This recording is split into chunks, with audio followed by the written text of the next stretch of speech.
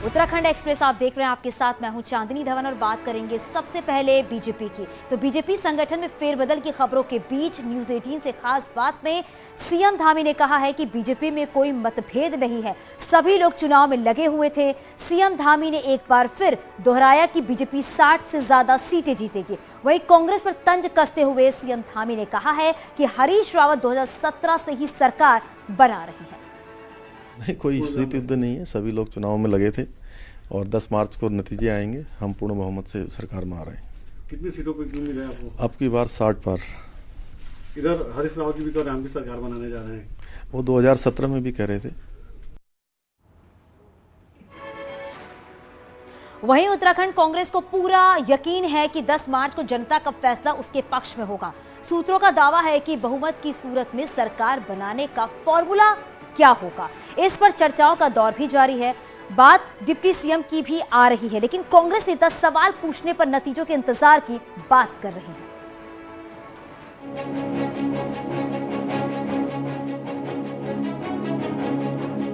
उत्तराखंड में हर 5 साल में सरकार बदलने का सिलसिला बरकरार रहेगा, इस बात का 100% यकीन कांग्रेस को है। लेकिन इतिहास गवाह रहा है कि कांग्रेस में सरकार कैसे बनेगी से पहले चिंता सीएम कौन बनेगा इस बात की होती है, और इसी बात को लेकर एक बार फिर जीत की सूरत में विवाद हो सकता है। कांग्रेस में सीधे तौर पर सीएम पद के लिए पूर्व सीएम हरीश रावत और नेता विपक्ष प्रीतम सिंह का नाम चर्चा में है, लेकिन कुर्सी किसी एक ही नेता को मिलेगी। अब सूत्रों का दावा है कि दोनों बड़े नेताओं में कोई विवाद ना हो, इसलिए पार्टी सीएम के साथ डिप्टी सीएम के फॉर्मूले पर विचार कर सकती है। हालांकि दिल्ली से लौटे नेता विपक्ष प्रीतम सिंह का कहना है कि सीएम डिप्टी सीएम के सवाल पर अभी कुछ भी बोलना जल्दबाजी होगी। ऐसी कोई बात ही नहीं है। सूतना कपास लट्ठम लठोरे, यहाँ तो ना सीएम की बात हुई ना डिप्टी सीएम की बात हुई, कोई बात ही नहीं है। अभी तय करना मैं समझता हूँ कदापि किसी भी राजनीतिक दल में नहीं होता है, तो कांग्रेस में कैसे हो जाएगा। रिजल्ट का इंतजार है, रिजल्ट आने दीजिए, उसके बाद हर स्थिति स्पष्ट हो जाएगी। कांग्रेस अगर सरकार बनाने की पोजीशन में आती है तो सबको एक फॉर्मूले के लिए सहमत करने की जिम्मेदारी संगठन पर होगी। ऐसे में क्या सीएम और डिप्टी सीएम के फॉर्मूले से बैलेंस बनेगा, इस पर किसी भी आकलन को प्रदेश अध्यक्ष जल्दबाजी बता रहे हैं। गणेश गोदियाल का कहना है कि 10 मार्च को रिजल्ट के बाद ये बात भी सबके सामने आ जाएगी। इन बातों पर कुछ कहना मैं समझता हूं कि बहुत जल्दबाजी होगी। मुझे पूरा भरोसा है कि हम उत्तराखंड की जनता के आशीर्वाद से सत्ता में आ रहे हैं और हमारे वरिष्ठ लोग बैठकर इस बात पर मंथन करेंगे, इसको तय करेंगे। साथ साथ जो लोग हमारे माननीय विधायक गण जीत के आएंगे उनसे भी मशविरा करेंगे और अंतिम रूप में जो भी निर्णय होगा फिर वो सभी के सामने होगा। कांग्रेस ने 5 साल 11 विधायकों के साथ विपक्ष में बिताए। ऐसे में अगर 10 मार्च के नतीजे कांग्रेस के पक्ष में आए तो कांग्रेस सरकार बनाने का कोई मौका चूकना नहीं चाहती। फिर चाहे फॉर्मूला सिर्फ सीएम बनाने का हो या सीएम के साथ डिप्टी सीएम बनाने का, कांग्रेस हर प्लान पर काम कर रही है। दीपांकर भट्ट, न्यूज 18, देहरादून।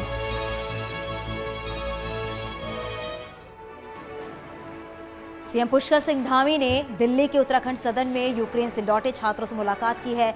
दिल्ली और मुंबई में उत्तराखंड सरकार की ओर से कोऑर्डिनेटर सेंटर बनाए गए हैं। राज्य सरकार अब इन छात्रों को उनके घर भेजने की व्यवस्था भी कर रही है। इस मौके पर सीएम धामी ने कहा कि ये पीएम मोदी के कुशल नेतृत्व और भारत सरकार के प्रयासों से ही संभव हो पाया है।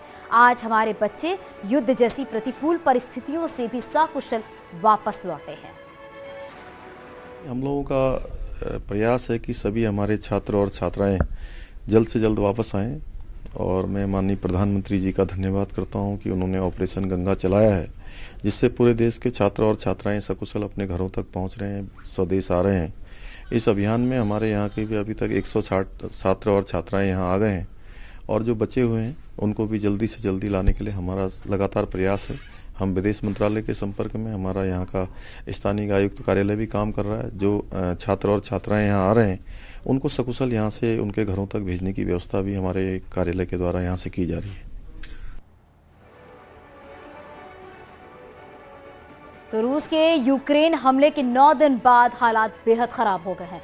भारत के अभी भी कई छात्र यूक्रेन में फंसे हुए हैं, जिसमें से उत्तरकाशी के पुरोला के रहने वाले भाई बहन भी हैं। विनायक और अस्मिता थपलियाल भाई बहन हैं और यूक्रेन में मेडिकल की पढ़ाई कर रही हैं, जो अपने दोस्तों के साथ भारत आने की गुहार भी लगा रही हैं। ये सभी खार्किव शहर से 15 किलोमीटर दूर पीशेचीन कस्बे ही पहुंच पाए हैं। उन्होंने बताया कि करीब 800 छात्र हैं जो यहां से 3 दिनों से रोमानिया बॉर्डर जाने के लिए बस का इंतजार कर रहे हैं। वो सारा आज कोई काम नहीं करता और यहाँ पे सब बच्चे बीमार पड़ रहे हैं, जैसे कि यहाँ बहुत ज्यादा ठंड है, उसकी वजह से यहाँ बच्चे बहुत ज्यादा बीमार हो रहे हैं और यहाँ पे ऐसा कोई फैसिलिटी नहीं है, मेडिसिन प्रोवाइड कोई करने वाला नहीं है, तो हम इसलिए भी बहुत पैनिक हो रहा है सब बच्चों के बीच में। यूक्रेन से निकलकर कई भारतीय छात्र रोमानिया बॉर्डर पर पहुंचे, जहां के रिफ्यूजी कैंप में अभी भी रुके हुए हैं। कैंपों में बड़ी संख्या में लोग हैं जो अपने घरों को लौटना चाह रहे हैं। ऋषिकेश के रहने वाले छात्र हरीश पुंडीर ने एक वीडियो रोमानिया बॉर्डर से भेजा है, जिससे वहां के हालातों को समझा जा सकता है।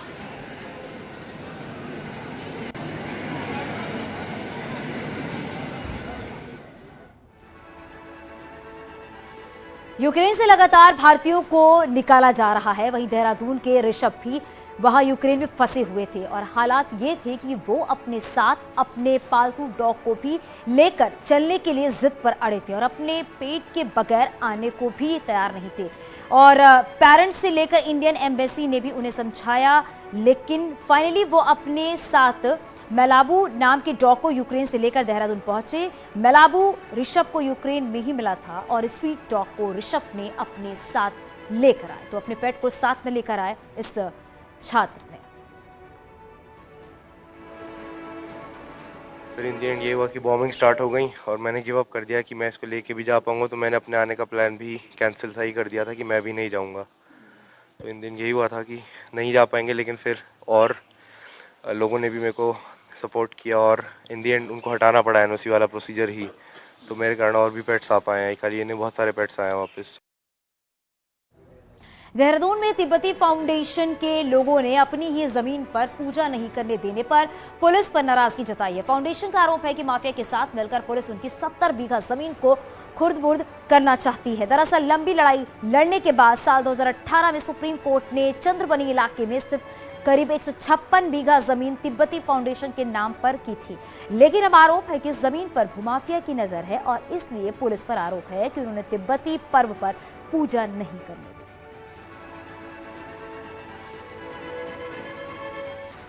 ये पुलिस वाला कहता है कि आप लोग पूजा नहीं कर सकता। हमें ये सुनकर बड़ी दुख होया। भारत लोकतंत्र देश में पूजा भी हमें नहीं करने दे रहा। हमने तो जिंदगी में इधर 60 साल हो गए, मैंने पहले बार देखा अपनी जमीन पे बैठा हुआ पूजा नहीं करने दिया और सबको भगा दिया यहाँ से पुलिस ने।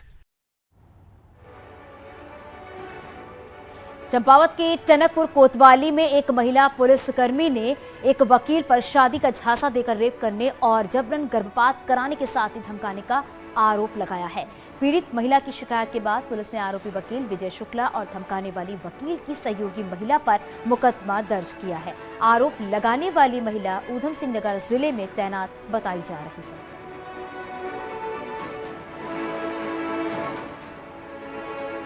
इसमें एक अधिवक्ता है टनकपुर में विजय शुक्ला, उनके ऊपर आरोप लगाए कि उन्होंने शादी का झांसा दे करके शारीरिक संबंध बनाए हैं और उसके बाद से फिर उसका गर्भपात भी कराया।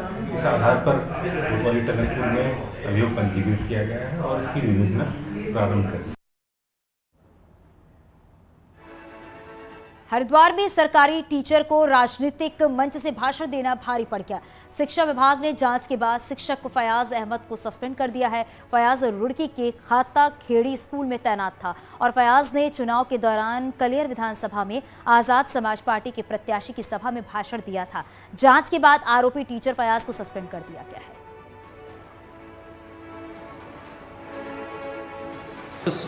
प्रक्रिया में कल फयाज अहमद को सस्पेंड करके और उसको संबद्ध कर दिया गया है। उसके अलावा उससे जवाब मांगा गया है कि ये लोक प्रतिनिधित्व अधिनियम और जो निर्वाचन आयोग के निर्देश हैं उनका उल्लंघन करने के संबंध में अपना पक्ष रखेंगे।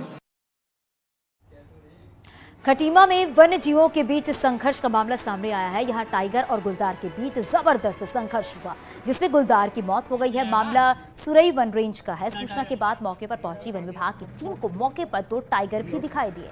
बाघ यहां काफी गुस्से में दिखाई दे रहे थे। वन विभाग के मुताबिक तीसरी बार यहां आपसी संघर्ष में गुलदार की मौत हो चुकी है। आसपास के ग्रामीणों को भी सतर्क रहने को कहा गया। रुद्रपुर के सिडकुल में एक दवा कंपनी ने चोरों ने लाखों की नकदी और सामान पर हाथ साफ कर दिया है। चोर छत के रास्ते कंपनी में घुसे और लॉकर काट कर नकदी ले उड़े। चोरों ने सीसीटीवी की तार भी काट दी थी। फैक्ट्री में लगे सीसीटीवी में एक संदिग्ध कैद हुआ है और वहां राजस्थान के एक व्यक्ति का आधार कार्ड भी मिला है। सूचना मिलने पर पुलिस अधिकारियों ने मौका मुआयना किया है और फैक्ट्री मालिक से चोरी हुए सामान की जानकारी ली है। पुलिस ने जल्द मामले के खुलासे की बात भी कही है। में गया तो अंदर ऑफिस में दराज वगैरह जो है वो सारे काले होके तोड़े हुए थे। लग रहा था उसपे गैस कटर का इस्तेमाल किया गया है। 112 पे एक सूचना आई थी अभी थोड़ी देर पहले, तो उसी सूचना पे जो है हमारे कर्मचारी हम लोग सभी आए हुए हैं और सीसीटीवी फुटेज देख रहे हैं और एक व्यक्ति दिख रहा है, संभवतः आशंका जताई जा रही है, उसी को डेवलप किया जा रहा है। सीसीटीवी फुटेज डेवलप करने के बाद ही कुछ बता पाएंगे।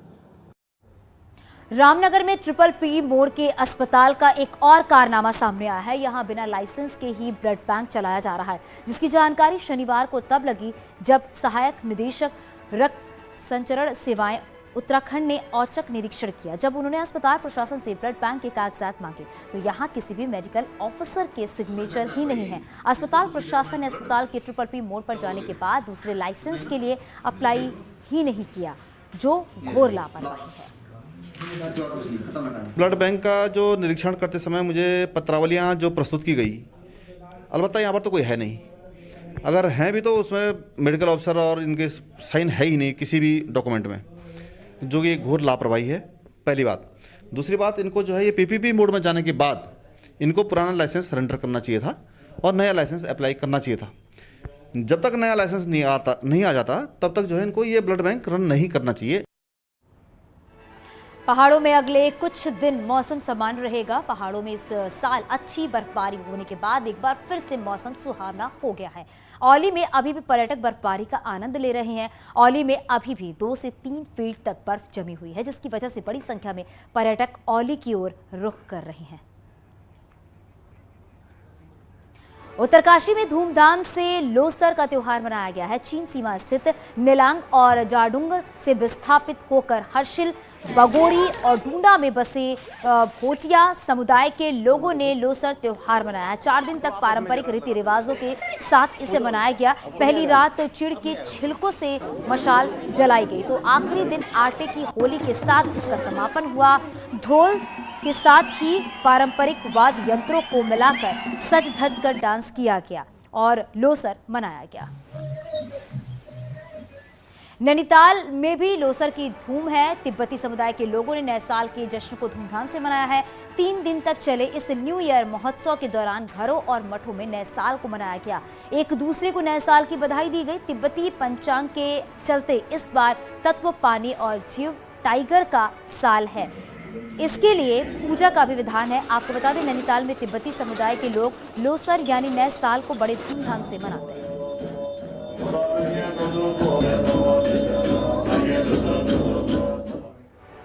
और यहाँ रुकेंगे छोटे से ब्रेक के लिए, जल्दी।